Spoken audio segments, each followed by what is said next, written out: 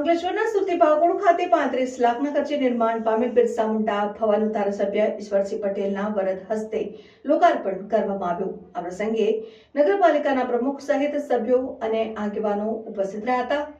જોતા રહો Bharat times news.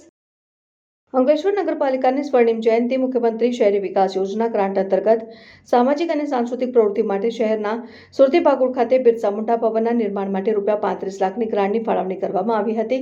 આ બિરસા મુંડા ભવનનું નિર્માણ થતા લોકાર્પણ કાર્યક્રમ યોજાયો, જેમાં ધારાસભ્ય ઈશ્વરસિંહ પટેલ, નગરપાલિકાના પ્રમુખ લલિતાબેન રાજપુરોહિત, કારોબારી અધ્યક્ષ નિલેશ પટેલ, ચીફ ઓફિસર કેશવ કોલડિયાની ઉપસ્થિતિમાં ધારાસભ્ય ઈશ્વરસિંહ પટેલના વરદ હસ્તે બિરસા મુંડા ભવનનું લોકાર્પણ કરવામાં આવ્યું। બિરસા મુંડા ભવન લોકાર્પણ પ્રસંગે નગરપાલિકાના સભ્યો અને આગેવાનો ઉપસ્થિત રહ્યા હતા।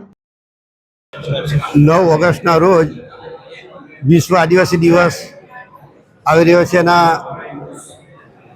આગલે દિવસે અહીંયા આજે 35 લાખના ખર્ચે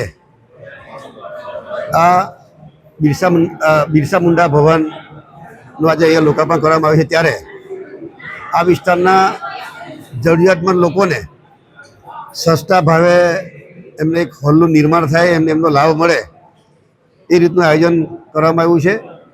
આ મુખ્યમંત્રી સ્વર્ણિમ યોજના દ્વારા આ બનાવવામાં આવ્યું છે અને આ વિસ્તારમાં અશુભ પ્રસંગો બને ત્યારે એમને ફ્રીની અંદર આ હોલ પણ આપવામાં આવશે। ત્યારે આવનારા દિવસોમાં આ વિસ્તારના લોકોને એક મદદરૂપ થવા માટે એક સુવિધા માટેનું આ બિરસા મુંડા ભવન બન્યું, ત્યારે હું ખૂબ ખૂબ શુભેચ્છાઓ પાઠવું છું।